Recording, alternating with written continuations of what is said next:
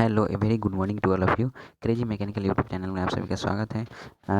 आज हम strength of material के इंपॉर्टेंट क्वेश्चन देखेंगे। ठीक है, इसके पहले हमने मैकेनिक्स खत्म कर दिया है अच्छे से, उसके ऑब्जेक्टिव क्वेश्चन और उसका साथ साथ न्यूमेरिकल भी देख लिए हैं। ठीक है, अब हम स्टार्ट करते हैं स्ट्रेंथ ऑफ मटेरियल। देखिए, हम यहाँ जो है इंपॉर्टेंट क्वेश्चन सेलेक्ट करके लाए हैं। यहाँ पे कोई भी टाइम पास वाला क्वेश्चन नहीं है, अर्थात ये सारे क्वेश्चन बहुत इंपॉर्टेंट है। इजी क्वेश्चन को हमने एलिमिनेट किया है और जो अच्छे क्वेश्चन थे उसको हमने यहाँ पे रखा है। ठीक है, चलिए देखते हैं। पहला क्वेश्चन है, creep a highest temperature progressive deformation occurs in dash stages. ठीक है, तो ऑप्शन देखिए, 2 स्टेजेस, 3 स्टेज, 4 स्टेजेस, 5 स्टेजेस। इसका करेक्ट आंसर क्या हो जाएगा? इसका करेक्ट आंसर होगा 3 स्टेजेस। क्या आंसर होगा इसका?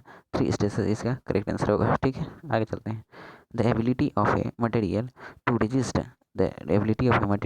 टू रेजिस्ट डिफॉर्मेशन और deflection under stress is known as, इसको क्या बोलेंगे? ये हो जाता है स्टीफनेस। क्या आंसर होगा इसका? स्टीफनेस। ठीक है, क्वेश्चन देख लीजिएगा सही से। चलिए आगे बढ़ते हैं। The stiffness is the ability of a material to resist, उसी से रिलेटेड एक क्वेश्चन है नीचे। The stiffness is the ability of a material to resist deformation under stress externally applied force with breaking down और yielding. ठीक है, देखिए हमने यहाँ पे नोट्स में भी लिख दिया है कि कौन क्या होता है। तो इसका करेक्ट जो आंसर होगा कि stiffness is the ability of a material to resist deformation under stress. इसका सही आंसर होगा ए ऑप्शन, इसका सही आंसर होगा डिफॉर्मेशन अंडर स्ट्रेस। और वही क्वेश्चन कहता है कि externally applied force with breakdown और यील्डिंग, तब उस कंडीशन में आंसर हो जाता है स्ट्रेंथ। ठीक है, दोनों में डिफरेंस समझिएगा। स्टिफनेस कब होगा, कब स्ट्रेंथ होगा।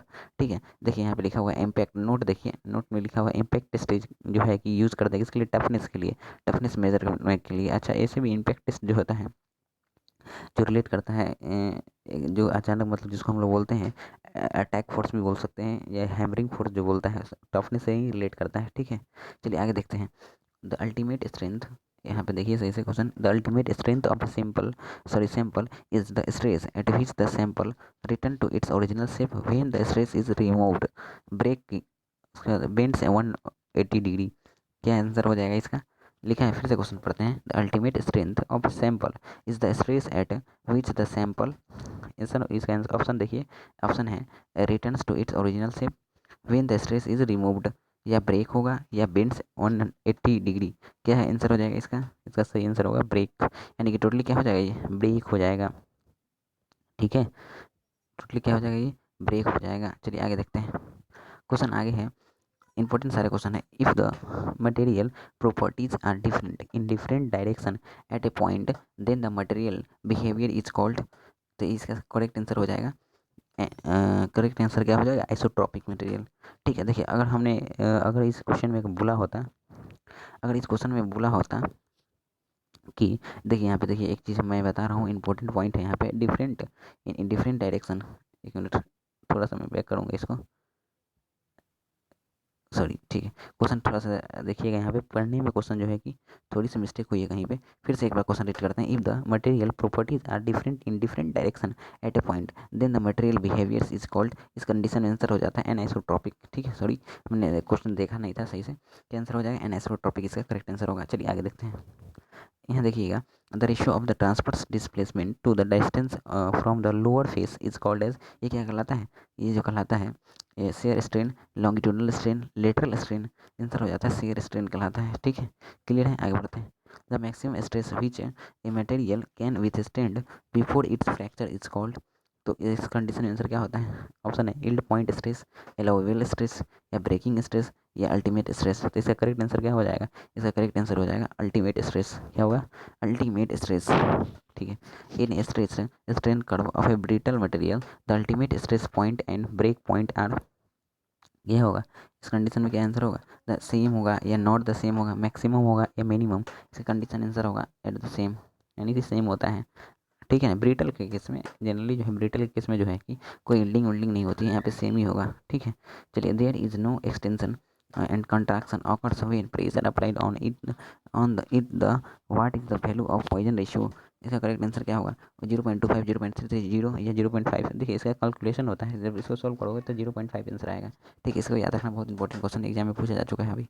ठीक है, यूनिफॉर्म स्ट्रेंथ, ये यूनिफॉर्म स्ट्रेट रॉड है, is subjected to axial load, which of the following statement is correct.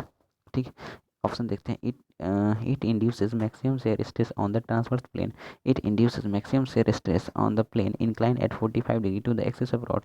इन दोनों ऑप्शन में से आपको बताना है कि कौन सा करेक्ट आंसर होगा। तो करेक्ट आंसर इसका हो जाएगा बी ऑप्शन, यानी कि 2। ठीक है, समझ गए होंगे। क्वेश्चन भी देख लीजिए एक बार, मैं ड्रॉप कर देता हूँ थोड़ा, देखिए। ठीक है, आगे देखिए, substance in which the measured property are independent of direction are called. देखिए क्वेश्चन में हमने एक चीज़ को ब्रैकेट में रखा है, यही चीज़ समझाना था। जब भी क्वेश्चन में इंडिपेंडेंट बोले ना डायरेक्शन, डायरेक्शन इंडिपेंडेंट बोलेगा तो इसका कंडीशन में याद रखा होगा आइसोट्रोपिक मटेरियल आंसर होगा। जब क्वेश्चन में आपको डिपेंडेंट बोलेगा तब एन आइसोट्रोपिक यानी अपोजिट याद रखना है। ठीक है, दोनों चीज़ बता दिए हैं आपको, देख लीजिएगा, क्वेश्चन भी देख लीजिए सही से। ठीक, क्वेश्चन सही से देख लीजिए। चलिए आगे बढ़ते हैं। क्वेश्चन है toughness of a material means, toughness of a material means क्या होता है। आपको पता है कि टफनेस हमने हमेशा जो है इसको कैसे रिलेट करता है, इम्पैक्ट स्ट्रेंथ से रिलेट करता है। तो इसका आंसर हो जाएगा स्ट्रेंथ, मशीनिबिलिटी, स्ट्रेस रिलीविंग या सॉफ्टनिंग। इसका सही आंसर क्या होगा, स्ट्रेंथ से। किससे रिलेट करेगा ये, स्ट्रेंथ से। चलिए आगे बढ़ते हैं। विच of the following causes the apparent stress to rapidly decrease in a stress strain diagram। तो इस कंडीशन को क्या कहते हैं, जहाँ पे रेपिडली डिक्रीज होता है। तो आपको पता होगा स्ट्रेस स्ट्रेन डायग्राम में जो है एक पॉइंट आता है जिसको हम लोग बोलते हैं नेकिंग, जहाँ पे डिक्रीज होता है कंटिन्यूसली, क्या होता है वहाँ पे डिक्रीज दिखने को मिलता है। तो इसका आंसर होगा इसका नेकिंग। बाकी ऑप्शन है रेजोनेंस, ग्लास ट्रांजिशन, हाइस्टेसिस। इसका आंसर नहीं होगा, करेक्ट आंसर होगा नेकिंग। चलिए आगे देखेंगे। If two bars having an identical geometry made of steel aluminum are subjected to axial force F, then which of the statement is true. दोनों statement दिए हुए हैं, इसमें से आपको बताना है कि करेक्ट आंसर क्या होगा। Both the bars experience the same value of stress, लिखा हुआ steel bar experience higher value than the aluminium. देखिए हमने कुछ एक्सप्लेनेशन लिखा है, थोड़ा समझा दें आपको। देखिए स्ट्रेस जो होता है फोर्स पर यूनिट एरिया होता है, पता होगा। ये अप्लाइड फोर्स जो होता है एफ है एंड एरिया या are same in both material. देखिए कंडीशन क्या होता है कि स्ट्रेस जो होता है कि कभी भी फोर्स और एरिया पे निर्भर नहीं करेगा, यानी कि मटेरियल जो है मटेरियल की प्रॉपर्टी पे निर्भर नहीं करता है। यहाँ लिखा हुआ है मैंने कि stress is same in both. ठीक है, stress does not depend on the property of material, इसलिए इसका सही आंसर क्या हो जाएगा, सही करेक्ट आंसर होगा कि बहुत बार एक्सपीरियंस करेगा सेम वेट। क्या करेगा आंसर, बहुत बार जो है सेम वेट एक्सपीरियंस करेगा, बहुत बार जो है सेम वेट एक्सपीरियंस करेगा। इसका आंसर होगा ए। ठीक है, चलिए देख लीजिए क्वेश्चन एक बार सही से, आगे बढ़ते हैं। Discontinuity in geometry causes stress concentration in machine components which is not a method of alleviating stress concentration at corner of the stepped shaft. इसमें से कौन सा ऐसा मेथड नहीं है जिसका यूज़ हम नहीं करते हैं किस चीज़ के लिए, स्ट्रेस कंसंट्रेशन के लिए, वो भी कहाँ पे, शाफ्ट कॉर्नर पे। तो इस आंसर है, देखिए ऑप्शन देखिएगा, providing fillet, providing groove, providing washer, providing fastener. तो याद रखेंगे कि इसमें जो है तीन जो ऑप्शन दिख रहा है आपको, providing fillet, providing grooves, providing washer, इस सारे के सारे का ऑप्शन का यूज़ करते हैं, यानी कि इसमें प्रोवाइडिंग फास्टनर का यूज़ नहीं करते हैं। इसमें क्या होगा, करेक्ट आंसर इसका प्रोवाइडिंग फास्टनर, इसका यूज़ नहीं करते हैं, बाकी तीनों का यूज़ कर लेते हैं। आगे देखते हैं। आगे when a force is applied on a metal it change its shape, this property is known as. अगर शेप में चेंज आता है तो कौन सी प्रॉपर्टी कहलाती है, इलास्टिसिटी कहलाती है। क्या कहलाती है, इलास्टिसिटी। चलिए आगे देखते हैं, आगे देखते हैं। The compression test in a carried out on material. Compression test किसके लिए करते हैं, मेनली हम कंप्रेशन टेस्ट किसके लिए करते हैं, ब्रिटल मटेरियल के करते हैं। चलिए आगे देखते हैं। For steel the ultimate strength in a shear as compare to ultimate strength in a tension. ठीक है, इन ए टेंशन। ठीक है, तो ऑप्शन देखेंगे सेम, 1/2, 1/3, 2/3। याद रखिएगा इसका करेक्ट आंसर होता है 2/3। सब कैलकुलेटिव पार्ट है। ठीक है, यहाँ देखते हैं, देखिए कैसे हमने निकाला है इसको, थोड़ा सा मैंने डिस्क्राइब किया है कि ultimate strength of steel in a shear equal to होता है 2 into ultimate strength of a steel in tension divided by 3। Calculate करेंगे तो यहाँ पे आंसर आएगा ultimate strength in shear equal to 2/3 into ultimate strength in tension.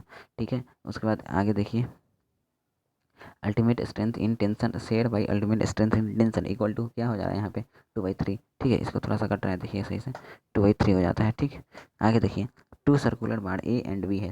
ठीक है, two circular bar A and B same material are subjected to uniaxial loading if the diameter and load acting on a bar B is double than that of A, then the ratio of factor of safety of A bar B to A is.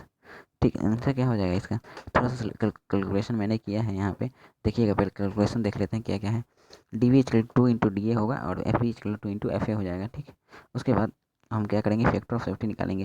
तो factor of safety of B by factor of safety of A bar, ठीक है। तो ये हो जाएगा F A बटा 5/4 into D A का square divided by F B बटा 5/4 इंटू डी बी का स्क्वायर, ठीक है। D A by D B का स्क्वायर जब करेंगे हम तो एक कैलकुलेशन से क्या होगा, 5/4 कट जाएगा, 5/4 कटेगा यहाँ से। यहाँ फाइनली आंसर क्या होगा, F A by D B का square by F B by D A का स्क्वायर। ये जब इसको कैलकुलेट करोगे तो फैक्टर ऑफ सेफ्टी निकल के 2 आ जाता है। तो इसलिए इसका करेक्ट आंसर क्या हो जाएगा, 2। इसका करेक्ट आंसर क्या हो जाएगा, 2। इसका करेक्ट आंसर हो जाता है फैक्टर ऑफ सेफ्टी करेक्ट निकल के 2 आ जाएगा, ठीक है। 1/2 1/4 क्या आंसर आ जाएगा इसका, 2 इसका करेक्ट आंसर होगा। चलिए आगे देखते हैं। आगे देखिए question, if Poisson ratio of a material is 0.5, ठीक है, then the elastic modulus for the material is, elastic material कितना हो जाएगा, लिखा है 4 टाइम इट्स 4 टाइम इस, देखिए यहाँ पे लिखे हैं modulus of rigidity G S C, जिससे डिनोट किया जाता है 3 times of G S C या equal to its G S C या इनडिटर्मिनेट। तो इसका करेक्ट आंसर होता है 3 times of modulus of rigidity. क्या आंसर होता है, 3 times the modulus of rigidity, ठीक है। देखिए यहाँ पे द फटीग, नेक्स्ट ऑप्शन देखते हैं, the fatigue strength of metallic material can be increase by which of the following, which of the features. बोल रहा है कि किस फीचर्स के द्वारा जो है कि हम यहाँ पे फटीग स्ट्रेंथ को इंक्रीज करते हैं किसी भी मेटालिक मटेरियल में। तो इसका ऑप्शन दो ही हमने कंसिडर किया है यहाँ पे, अंडर स्ट्रेसिंग करके या ओवर स्ट्रेसिंग करके। करेक्ट आंसर क्या होगा इसका, अंडर स्ट्रेसिंग करके करते हैं। क्या आंसर होगा, अंडर स्ट्रेसिंग करके। आगे देखिए, to which of the following is the proof stress related. Proof stress जो है किससे रिलेट करता है, इलोंगेशन से, नेकिंग से, इल्डिंग से या फ्रैक्चर से। करेक्ट आंसर क्या होगा इसका, जब भी क्वेश्चन आएगा कि to which of the following is the proof stress related है, तो प्रूफ स्ट्रेस जो है हमेशा इल्डिंग से रिलेट करता है। प्रूफ स्ट्रेस से रिलेटेड इल्डिंग से, the elongation of a produced in a bar due to itself weight is given by, आपको पता होना चाहिए कि सेल्फ वेट के कारण जो फॉर्मूला निकल के आता है हम लोग के पास, ड्यू टू सेल्फ वेट, ठीक है, तो वो होता है, क्या होता है, WL अपन सेल्फ वेट के कारण 2E, ठीक है। तो सेम क्वेश्चन है, बस इसमें वैल्यू जो है कि यहाँ पे रो के अंतर्गत जो है कि डेंसिटी के टर्म में ले लिया गया है। तो यहाँ पे देखिएगा जी की gravitational force 9.81 into P L square divided by 2E, या इसी को बोल सकते हैं rho G L square by 2E। इसका करेक्ट आंसर क्या होगा, इसका करेक्ट आंसर हो जाएगा बी। बी इसका करेक्ट आंसर होगा। There is dash for a brittle material, no elastic zone, no plastic zone या लार्ज इलास्टिक जोन या लार्ज प्लास्टिक जोन। तो इसका करेक्ट आंसर होता है कि ब्रिटल मटेरियल में कोई भी प्लास्टिक जोन नहीं होता है, ठीक है। बी इसका करेक्ट आंसर होगा, ठीक है। चलिए आगे देखते हैं।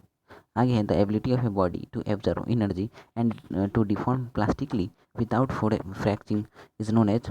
तो इस एबिलिटी को हम लोग क्या कहते हैं, आंसर है क्रीप कहते हैं, क्या इलास्टिसिटी या प्लास्टिसिटी या toughness. The ability of a body to absorb energy and to deform plastically without fracturing, इसका करेक्ट आंसर होगा टफनेस। क्या आंसर हो जाएगा इसका, करेक्ट आंसर हो जाएगा टफनेस, जो कि आपको डी ऑप्शन में दिख रहा है, जो कि आपको डी ऑप्शन में दिखाई दे रहा होगा। टफनेस इसका करेक्ट आंसर होगा, ठीक है।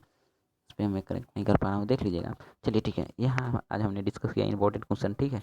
फिर कल लेके आएंगे इसका पार्ट 2, उसमें भी कुछ इंपॉर्टेंट क्वेश्चन को डिस्कस करेंगे। देखिए आपका काम है कि जो आपको नहीं आ पा रहा होगा इसमें, उसको नोट करेंगे, उसको बार बार रिवीजन करेंगे, तो इससे प्रैक्टिस होगा, याद भी हो जाएगा हमेशा के लिए, ठीक है। चलिए इसके लिए थैंक यू, आप सबने वीडियो को अच्छे से देखा होगा, और देख के और वीडियो को शेयर और कीजिए भी फ्रेंड लोग में, सब्सक्राइब भी कीजिए चैनल को, ठीक है। चलिए थैंक यू, बाय बाय।